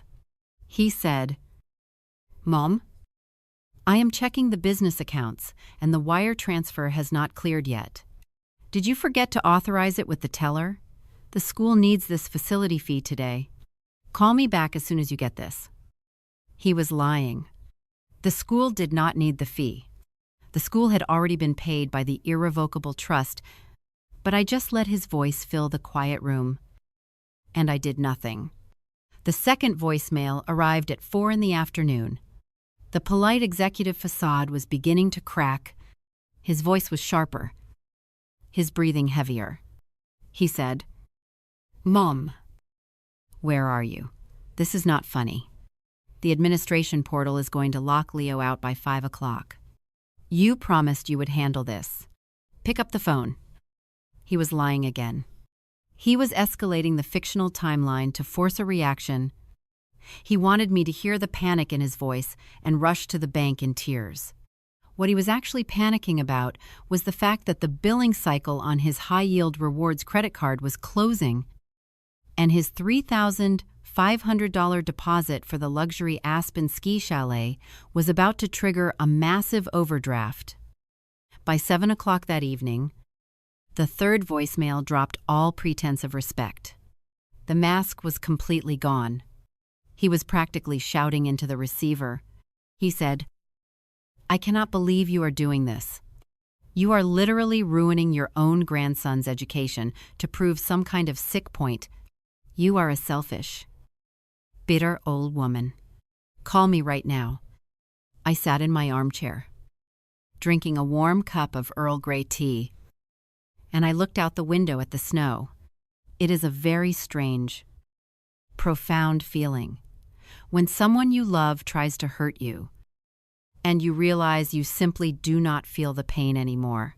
For years, a voicemail like that would have destroyed me.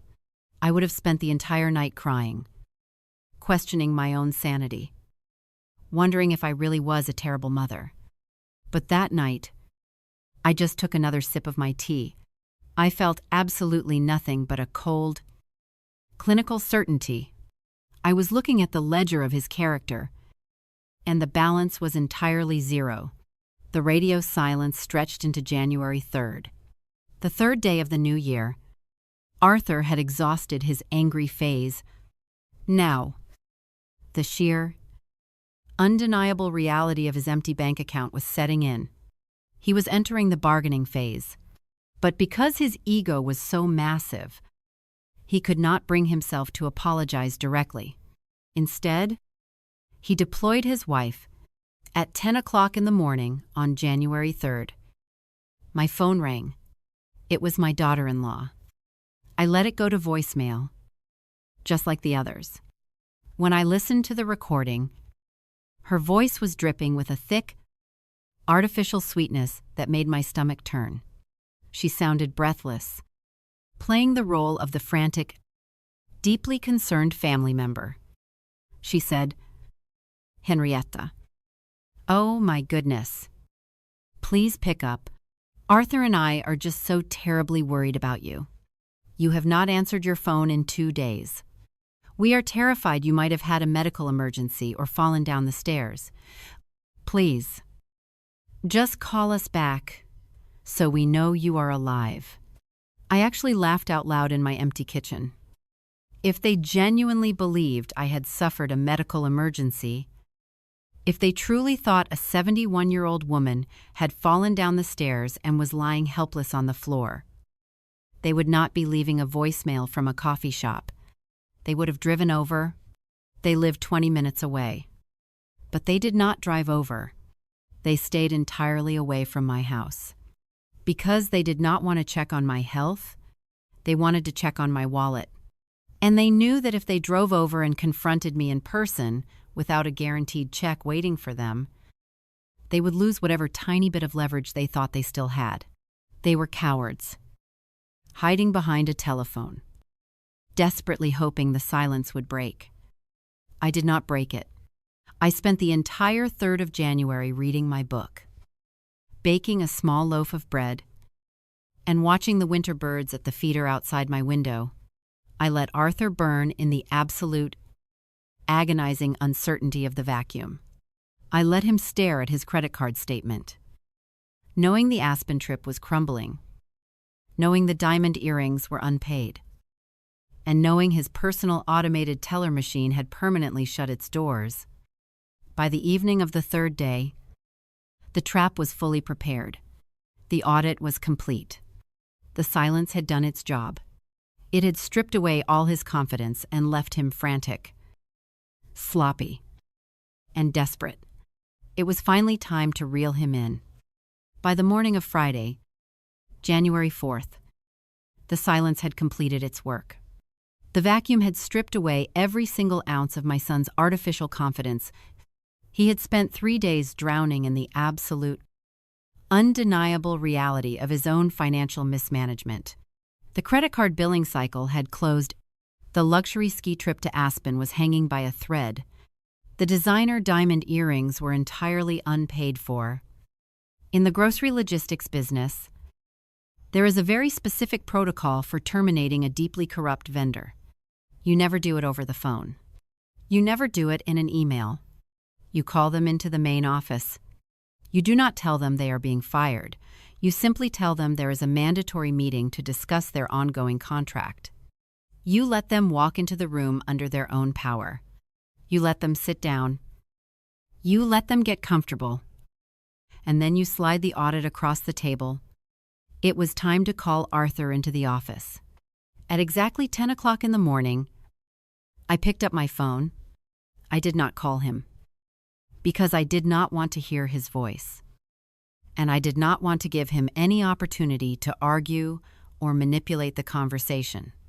I simply opened the text message application, the exact same thread where his 40 abusive messages from New Year's Eve still sat, unanswered. I typed out 2 sentences.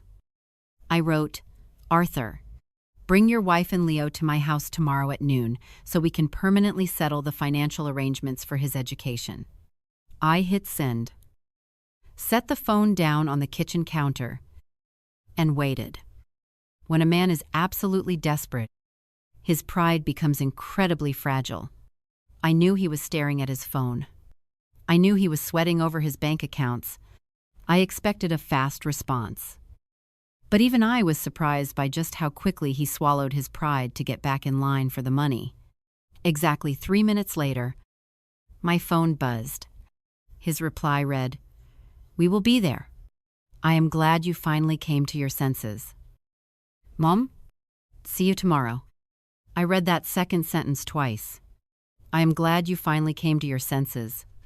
The sheer, blinding magnitude of his arrogance was almost beautiful to witness. Even after 3 days of absolute terror, even after having his wife leave a pathetic, fake voicemail pretending to care about my health. The very second I offered him a tiny crack of an opening, his ego immediately inflated right back to its original size. He did not apologize for the 40 abusive messages. He did not ask if I was okay. He instantly framed my text message as a surrender places.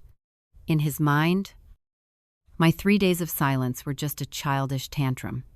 He believed I had spent the last 72 hours stewing in guilt, terrified of losing my grandson, until I finally broke down and realized he was the one in control.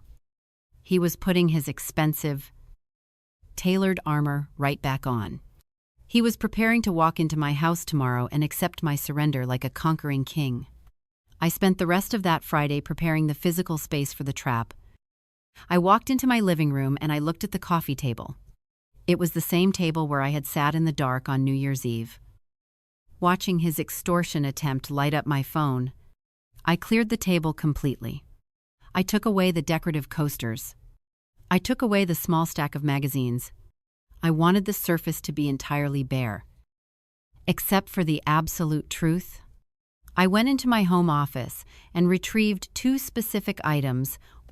First, I took the fresh, thick manila folder that contained the forensic audit of his guarantor account, the bank statements, with the $3,500 Aspen ski resort deposit and the $2,700 jewelry purchase, both circled heavily in bright red ink.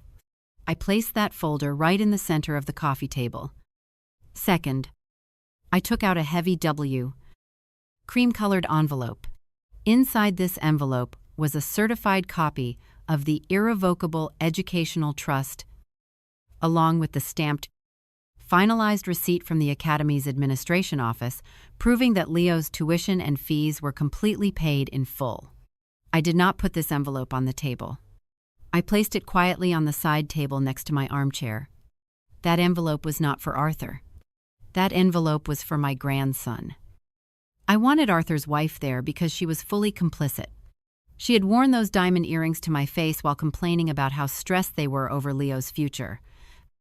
She needed to sit on my couch and watch the illusion burn down right alongside him. And I needed Leo there. Not to involve him in the ugliness, but to physically hand him the absolute guarantee of his future. I needed Arthur to watch the leverage permanently transfer from his hands into the hands of a child. Saturday morning arrived cold and bright. The snow outside was beginning to melt under the pale winter sun. I woke up, dressed carefully in a simple, pressed blouse and a dark skirt, and I made a fresh pot of coffee. I did not feel anxious. I did not feel that old. Familiar dread tightening in my chest. The woman who used to write checks in her kitchen out of fear was completely gone. In her place was the regional finance manager, and the manager was simply waiting for the final meeting of the day to begin. At 10 minutes to 12, I heard the distinct, heavy crunch of expensive tires pulling into my snowy driveway. I stood by the window and watched them get out of their $90,000 imported sport utility vehicle. Arthur stepped out first. He was wearing that same beautiful camel hair overcoat he had worn 4 years ago during his very first extortion attempt. He adjusted his collar, looked at his wife, and smiled. It was a broad, deeply confident smile. He was walking up my front steps, thoroughly convinced that he was about to collect a $6,000 check, completely unaware that he was stepping directly into a financial guillotine. At exactly 12 noon, The heavy brass knocker on my front door sounded twice.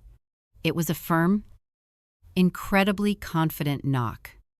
I opened the door, and the freezing winter air immediately rushed into my small hallway. Arthur stepped inside.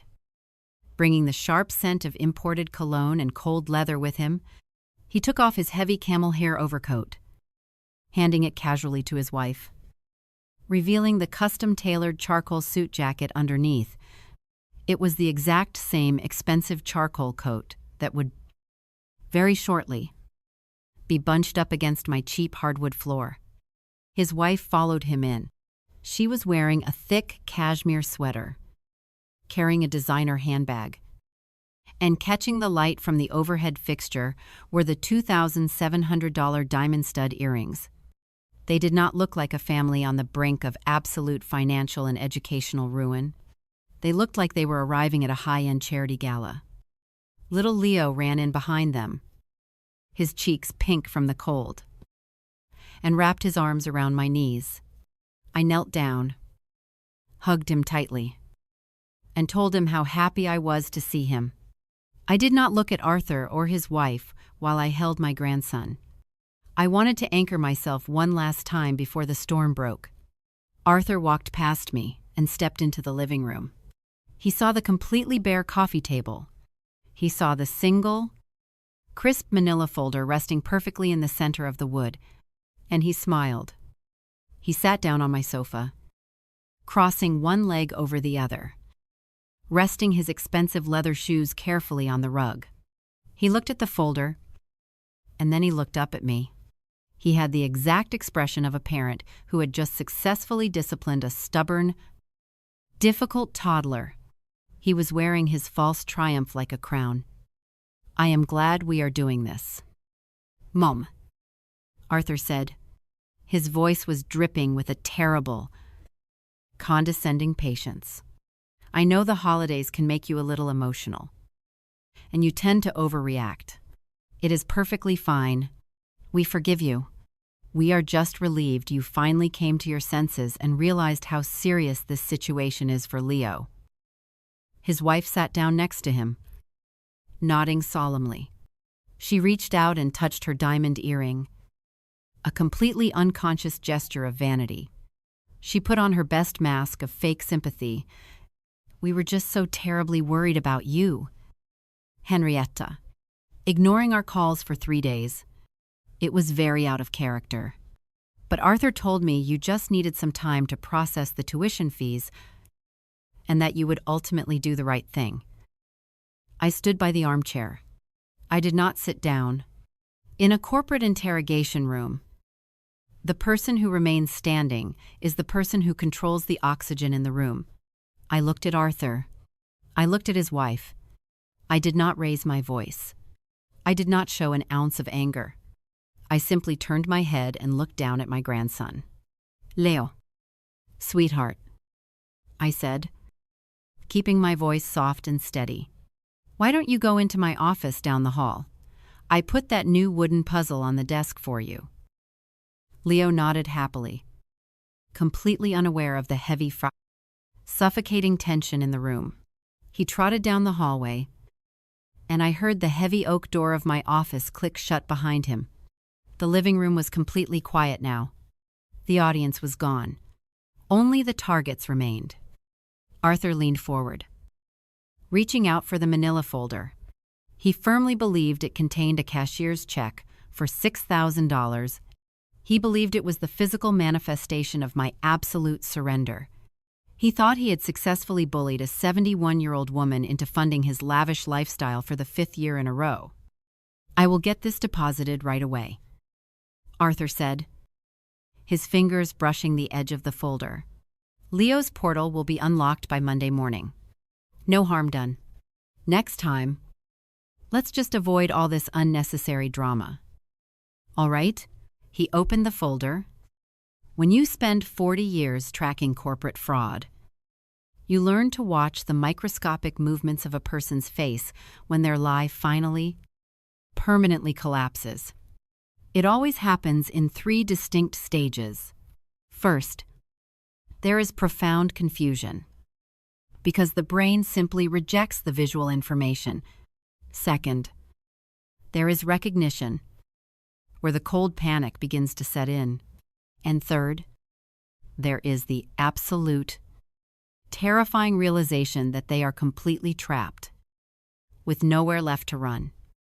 Arthur looked down expecting a small, blue rectangular check. Instead, he found 6 pages of dense, highly detailed bank statements. He stared at the first page. He saw the distinct logo of his commercial guarantor bank, his brow furrowed in deep confusion. He flipped to the second page. He saw the thick, bright red ink circling the pending charge for $3,500 to the luxury Aspen ski resort. He flipped to the third page. He saw the bright red circle around the $2,700 charge at the downtown boutique jeweler. The silence in my living room became absolute. It was no longer the quiet of a peaceful Saturday morning. It was the heavy, deafening silence of a vacuum instantly collapsing in on itself. Arthur stopped breathing. His hands, which had been so incredibly steady and confident just a moment before, began to tremble violently. The edges of the paper rattled slightly in his grip. He looked up at me. The smug, arrogant smile was entirely gone. His face had drained of all color, leaving him looking pale, hollow, and suddenly very small. His wife leaned over, confused by his sudden, terrifying stillness. She looked down at the papers in his shaking hands. She saw the name of the boutique jeweler. She saw the exact price of the diamonds currently sitting in her earlobes. She let out a sharp, tiny gasp and pulled her hand away from her ear as if the metal had suddenly burned her skin. I stood over them, my hands clasped loosely in front of me, entirely devoid of any sympathy. "There is no facility fee," I said. My voice was perfectly even, dropping into the quiet room like a hammer, striking an anvil. "There is no academic portal deadline. You did not need $6,000 to save your son's future. You needed $6,200 to pay for a ski chalet and a pair of earrings. Because your credit cards are completely maxed out. And the billing cycle closed 2 days ago." Arthur opened his mouth, but absolutely no sound came out. He was completely paralyzed. The grand, expensive illusion he had spent years building was burning down right in front of his eyes. But I was not done.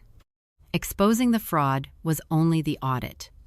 Now, it was time to deliver the verdict, and finally show him the thick stack of legal documents that would permanently sever his control over my family. I let Arthur sit in that terrible suffocating silence for a long time. In the corporate auditing world, when you slide the absolute proof of fraud across the table, you never rush the moment. You let the suspect absorb the sheer formanus, undeniable reality that their entire illusion has been burned to the ground. You let them feel the heat of the fire. Arthur was staring at the red ink circling the $3,500 charge for the Aspen ski chalet, and the $2,700 charge for the boutique jeweler. He could not look away from it. His mouth opened slightly, but his throat was completely tight. The arrogant, untouchable executive in the camel hair coat had vanished entirely, replaced by a terrified man who had just realized his credit cards were maxed out. His lifestyle was collapsing, and his personal automated teller machine was permanently out of service. His wife was completely frozen on the sofa.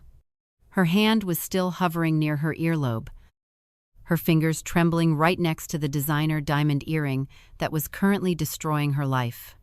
She looked at Arthur, waiting for him to say something clever, waiting for him to spin a lie and fix the situation like he always did.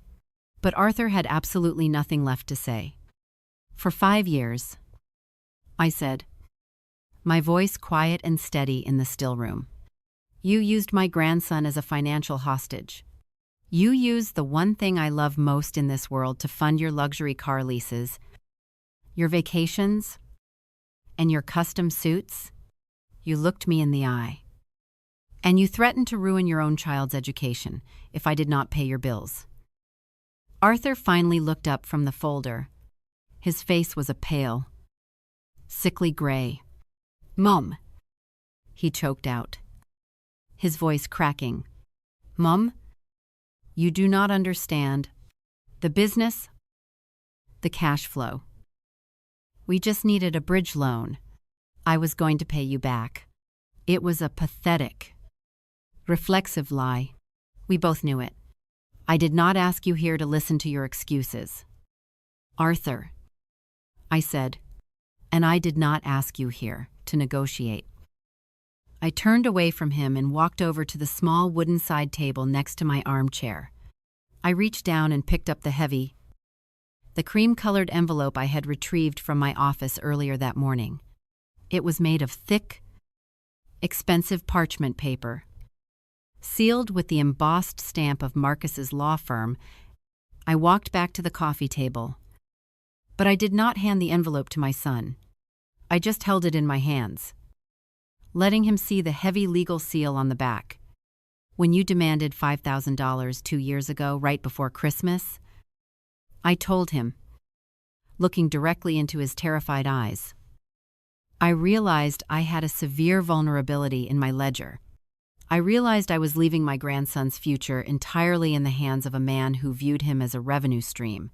So, I went to an estate attorney, and I built a vault." Arthur stared at the cream-colored envelope. He swallowed hard. "A vault?" he whispered. "Do you know what the word irrevocable means?" "Arthur?" I asked. He did not answer. He just kept staring at the paper in my hands, the reality of the situation slowly wrapping around his neck. "It means it cannot be undone," I said, defining the word with a cold, absolute precision. "It means it cannot be altered, canceled, or liquidated by a desperate phone call late at night. 2 years ago, I took a massive portion of my life savings and I moved it entirely into an irrevocable educational trust in Leo's name.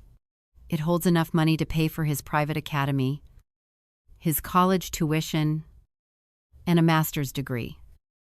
Arthur's wife let out a small, sharp gasp. Her eyes widened, a sudden, desperate greed flashing across her face for just a fraction of a second, before being immediately crushed by my next sentence. "But there is a very specific condition to this trust," I continued, making sure they heard every single syllable clearly. "The money can only be dispersed directly to accredited educational institutions. And most importantly, Arthur, you are explicitly, legally barred from having any administrative access to it. You cannot authorize a transfer. You cannot request a balance statement.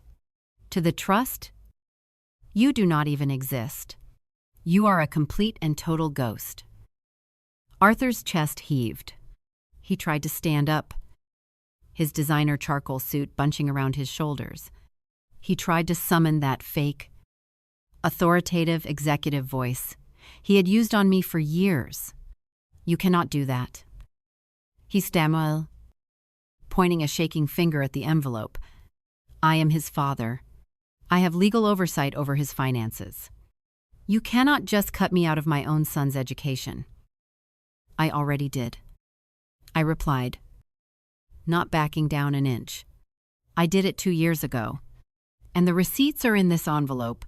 That facility fee you texted me about 40 times on New Year's Eve, the tuition you claimed would ruin him if I did not pay it immediately, it was wired directly to the Academy's administration office on December 26th. Leo's seat has been completely secure this entire time. I just wanted to see exactly how far you were willing to take the lie." The absolute finality of it hit him like a physical blow. His legs gave out, and he collapsed back onto the sofa, the heavy leather groaning under his weight. He was looking at a multi-million-dollar trust fund for his son. A mountain of absolute financial security, and he was realizing that he could not touch a single, solitary penny of it to save himself from his own crippling debt. I turned my head toward the hallway. "Leo. Sweetheart," I called out. "Can you come here for a moment?" A few seconds later, my grandson trotted out of my office, holding a wooden puzzle piece in his small hand. He looked at his parents, completely oblivious to the fact that his father's entire world had just shattered. He ran over and stood next to me. I knelt down on the hardwood floor, so I was at eye level with him. I smiled, letting all the coldness drop from my face. I handed him the heavy, cream-colored envelope. "Leo," I said softly, putting my hands over his small fingers as he held the thick paper. "This belongs to you. This is your school and your future. It is a promise that you will always be taken care of, no matter what happens." Leo looked at the shiny seal on the envelope, smiled his bright, innocent smile, and hugged it against his chest. "Thank you, Grandma," he chirped. I stood back up and looked at Arthur. He was watching his own son hold the absolute guarantee of a safe future. And he was crying. Real. Heavy. Uncontrollable tears were spilling over his eyelashes and tracking down his pale cheeks. He was crying because he had just watched his ultimate leverage, his infinite bargaining chip, get literally handed over to a child. The transaction was permanently complete. The extortion was dead. I watched my grandson turn around and trot back down the hallway, happily clutching the thick, cream-colored envelope against his small chest. He disappeared into my office, the heavy oak door clicking shut behind him, completely shielding him from the absolute wreckage in the living room. Arthur was still sitting on my sofa, and he was weeping.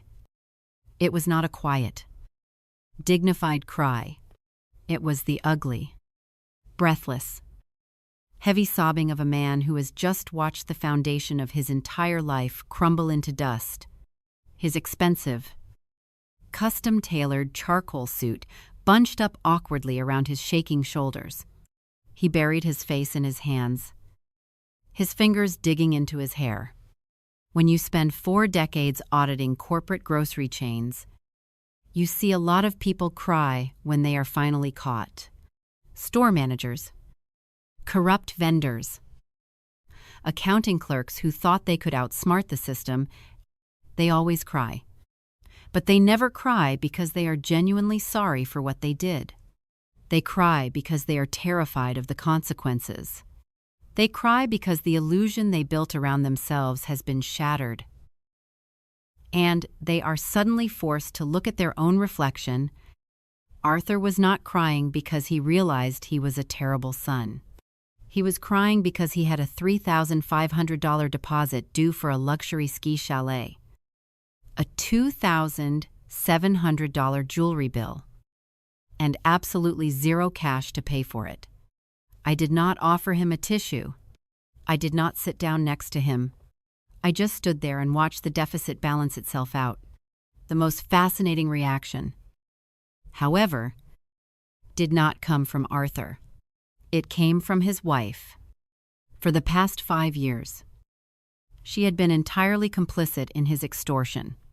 She had worn the expensive clothes, driven the imported cars, and gladly played the role of the frantically worried mother whenever Arthur needed a backup vocal to his lies.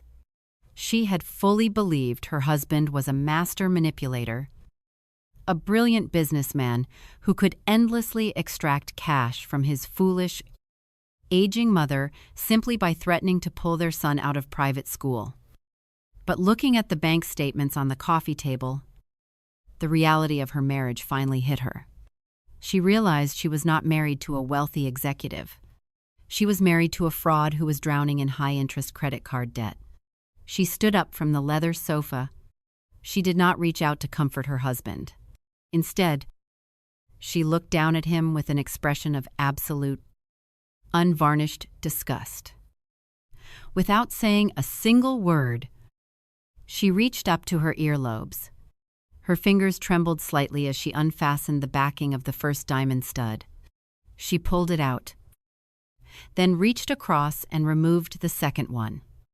She leaned forward and dropped the $2,700 diamond earrings directly onto the manila folder containing the forensic audit. The small, heavy stones made a sharp clicking sound against the wood of the coffee table. It was the sound of an illusion finally breaking. "You told me this was handled," she said. Her voice was entirely stripped of that fake, breathy sweetness she used on the phone. It was cold, hard, and furious. "You told me the business was fine. And you told me your mother was covering the holiday expenses. You lied to me." Arthur looked up at her, his face red and slick with tears. "I can fix it," he choked out, reaching a shaking hand toward her. "I just need a few days. I can move some funds around." She slapped his hand away. "With what funds? Your credit is maxed out. You are begging your mother for $6,000 to pay for a vacation we cannot even afford to go on." She turned around, picked up her designer handbag, and walked into the hallway to retrieve her coat. She did not look back at him. She did not say goodbye to me. She just opened my front door, walked out into the freezing winter air, and marched down the snowy driveway toward the $90,000 imported sport utility vehicle that they could not afford to drive. Arthur was left completely alone on the sofa. The audience was gone. The grand performance was officially over. He looked at the diamond earrings resting on the bank statements. Then he looked up at me. The sheer, blinding arrogance that had defined his entire adult life had been completely hollowed out. He looked exactly like the terrified, desperate little boy he used to be when he broke a window and knew he was caught. He slid off the leather sofa and dropped to his knees. His expensive trousers hit the cheap hardwood floor of my living room. He did not seem to notice or care. He looked up at me, his eyes wide and begging. "Mom, please," he whispered, his voice cracking violently.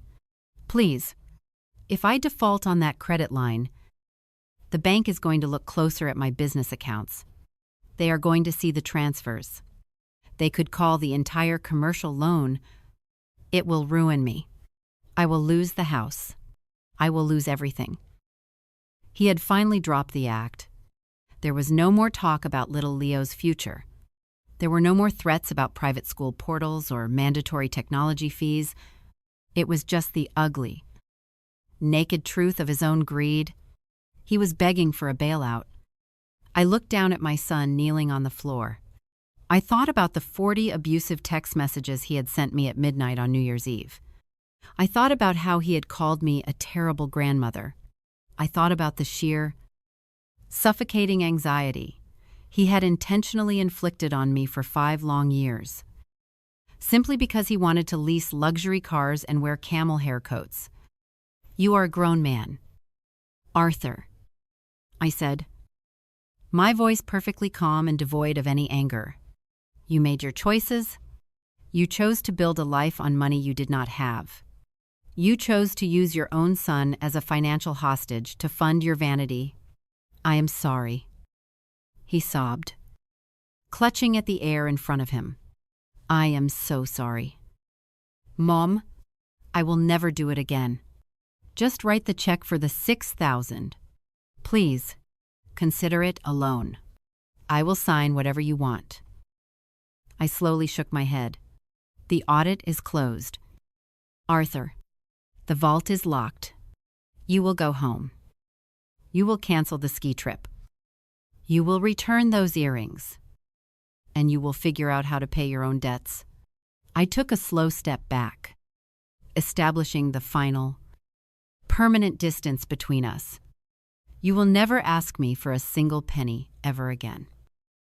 I told him, looking directly into his terrified, weeping eyes.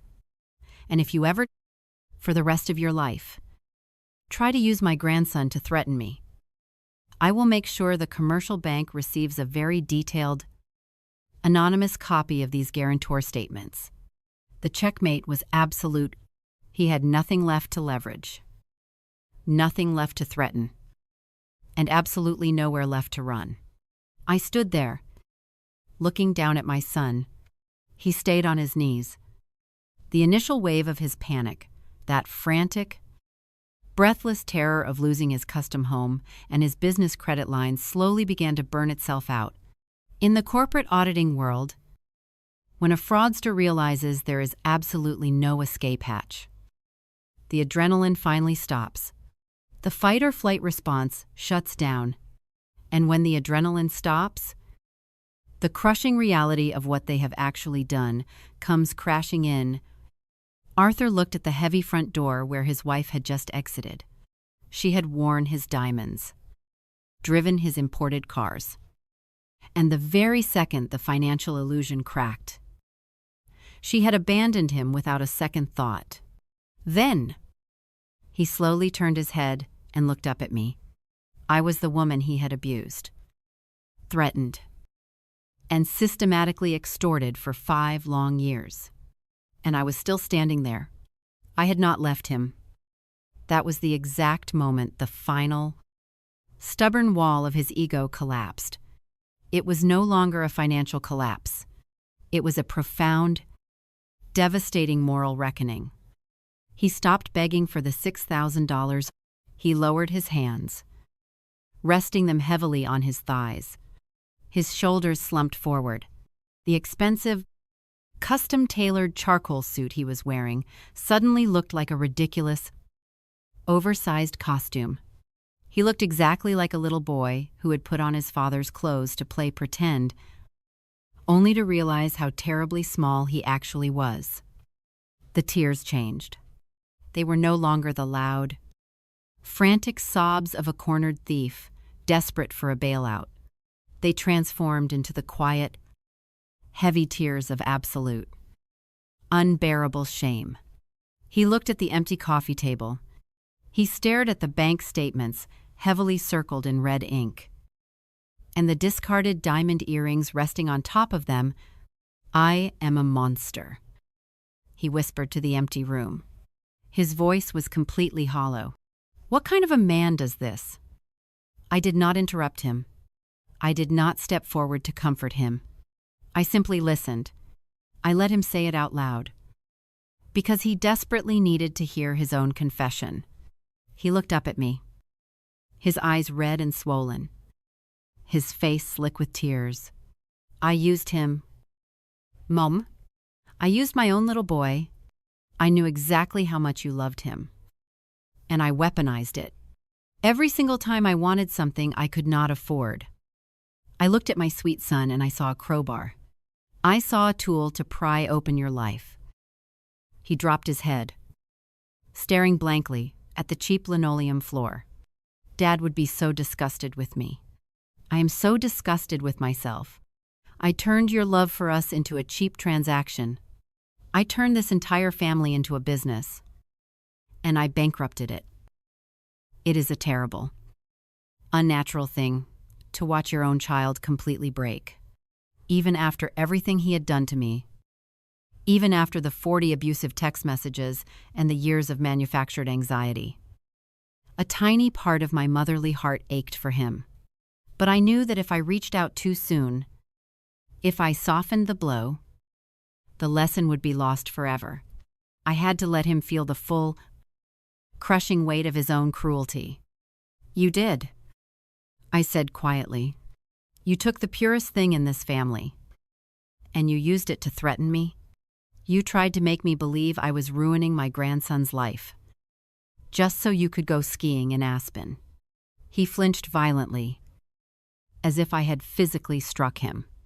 He squeezed his eyes shut, nodding slowly. I know. I am so terribly sorry. Mom, not because I got caught, because I finally realize what I have become. Just then, the heavy oak door of my office opened with a soft click. Little Leo peeked his head out into the hallway. He was still clutching the thick, cream-colored envelope against his chest. He saw his father sitting on the floor, crying. The innocence of a child is a profound and beautiful thing. Leo did not see a failed executive. He did not see a man drowning in credit card debt. He just saw his dad, and his dad was terribly sad. Leo walked slowly into the living room and stood right next to Arthur. He reached out with his small, soft hand and gently patted Arthur's shaking shoulder. "Are you okay?" "Daddy?" Arthur looked at his son. He looked at the envelope containing the absolute guarantee of the boy's future. A future Arthur had been perfectly willing to jeopardize just hours earlier. Arthur did not try to hug Leo to manipulate me. He did not try to put on a brave, fake face. He simply shifted his body, remaining on his knees, and looked his son right in the eyes. "No, buddy," Arthur said, his voice trembling heavily. "Daddy is not okay. Daddy made some very, very bad mistakes. I was incredibly selfish. I was mean to your grandmother, and I used you to do it." Leo looked confused, tilting his head slightly to the side. "Did you say sorry?" Arthur let out a wet, broken laugh. He reached out and gently touched Leo's cheek. "I am saying it right now. I am so sorry. Leo, I promise you, I am going to be better. I am going to be a real father to you. No more lies. No more pretending." Then, Arthur slowly looked back up at me. He did not ask for a check. He did not ask for a loan. He did not ask me to co-sign another guarantor agreement. He simply asked for the one thing he actually needed. "I do not know how to fix this." "Mom," he whispered, the tears tracking down his face. "I do not know how to fix me, but I want to try. Please, just tell me I have not lost you completely." I looked at the man kneeling on my floor. The extortionist was completely dead. The arrogant executive in the camel hair coat was entirely gone. What was left was just my son, stripped completely bare of his expensive illusions, finally ready to rebuild his life on the absolute truth. "You have not lost me, Arthur," I said, my voice softening just a fraction. "But the rules of this house have permanently changed. You have not lost me, Arthur," I said, my voice softening just a fraction. "But the rules of this house have permanently changed." I walked over to my armchair, the exact same chair where I had sat in the dark on New Year's Eve. Watching his 40 abusive text messages light up my phone, I sat down and looked at my son, who was still kneeling on my cheap linoleum floor, and I laid out the new, unalterable ledger of our relationship. "There will be no more bailouts," I told him, keeping my voice perfectly steady. "I am not going to write a check to cover your luxury ski trip. And I am certainly not going to pay for those diamond earrings currently sitting on my coffee table. You are going to call the Aspen Resort and cancel the reservation today. You are going to call your commercial bank on Monday morning and figure out a payment plan for your maxed-out credit cards. If you have to sell that imported sport utility vehicle sitting in my driveway to make your rent, then you will sell it. If you have to downsize your custom-built house, you will downsize it." Arthur nodded slowly. He did not argue. He did not try to negotiate or spin another fabricated emergency. The fight was completely gone from him.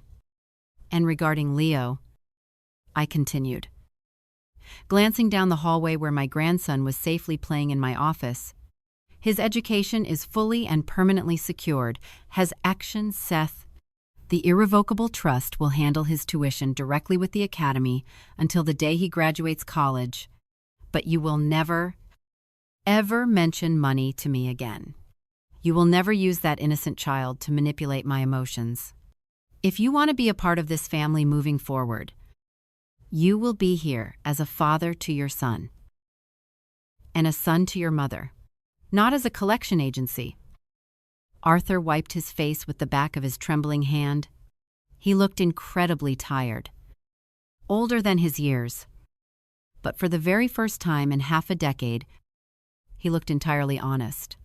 He reached out and pulled little Leo, who had wandered back into the room, into a tight, desperate hug. He buried his face in his son's small shoulder and wept quietly. That was exactly 6 months ago.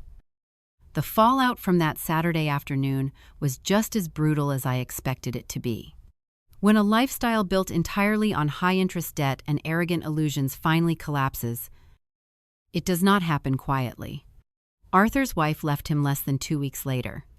When she fully realized that the endless flow of easy cash had permanently dried up, and that the luxury vacations, the designer clothes, and the expensive dinners were completely over, she packed her bags and filed for divorce. She did not want the man. She only ever wanted the aesthetic he provided. Arthur was forced to sell his custom-built home just to avoid defaulting on his massive commercial loans. He surrendered the lease on his $90,000 car. He moved into a modest, 2-bedroom apartment on the other side of the city. For the first few months, rebuilding our relationship was incredibly difficult. The silence between us was heavy, but it was no longer a weaponized, suffocating silence. It was the quiet, necessary space required for actual healing. I did not step in to save him from his financial ruin. I watched him struggle. I watched him take a second job consulting on weekends just to chip away at the mountain of credit card debt he had accumulated. In the grocery logistics business, when a regional store finally plugs a massive financial leak, it takes a long time for the profit margins to recover. You have to let the entire system reset itself. You have to endure the lean, painful months before the ledger finally balances again. Our family ledger was finally balancing last Sunday. Arthur came over to my house to pick up Leo after a weekend visit. He did not pull into my driveway in a roaring luxury car. He drove a sensible, 10-year-old used sedan. He did not walk up my front steps wearing a camel hair overcoat or a custom-tailored charcoal suit. He was wearing a simple pair of jeans and a faded gray sweater. He walked into my kitchen, poured himself a cup of my cheap store-brand coffee, and we sat at the small dining table. We did not talk about money. We did not talk about the economy, or profit margins, or tuition fees. We talked about Leo's recent science project at the academy. We talked about the summer weather. We talked just like a normal mother and son. Before he left, he hugged me. It was not the tight, manipulative hug of a man preparing to ask for a $5,000 loan. It was just a hug from a son who was finally learning how to be a man. Right now, it is a beautiful, warm summer morning. I am sitting on my back porch, holding a warm cup of Earl Grey tea. The sun is shining brightly through the green leaves of the large oak tree in my backyard. Little Leo is sitting in the grass a few feet away, entirely absorbed in building a small fortress out of wooden blocks. I watch him play, and I feel a profound, absolute sense of peace. The heavy, suffocating dread that used to completely ruin my holidays is permanently gone. The vault is locked, the audit is closed, and my grandson is entirely safe. It is a terrible, painful thing to have, to audit your own child. But sometimes, it is the absolute only way to save them from themselves. Love should never be leveraged. The people who claim to love you unconditionally are often the very first ones to attach conditions the exact moment it becomes financially convenient for them. Boundaries are not a form of cruelty. They are not a punishment. Boundaries are simply the foundation of respect, and sometimes they are the very last language a person ever learns to understand. You cannot pour your life savings into a cup that someone has convinced you does not matter. If you believe that respect has to be earned through honesty and not demanded through emotional extortion, please hit subscribe to the channel. I always appreciate you spending this time with me, and I will see you in the next story.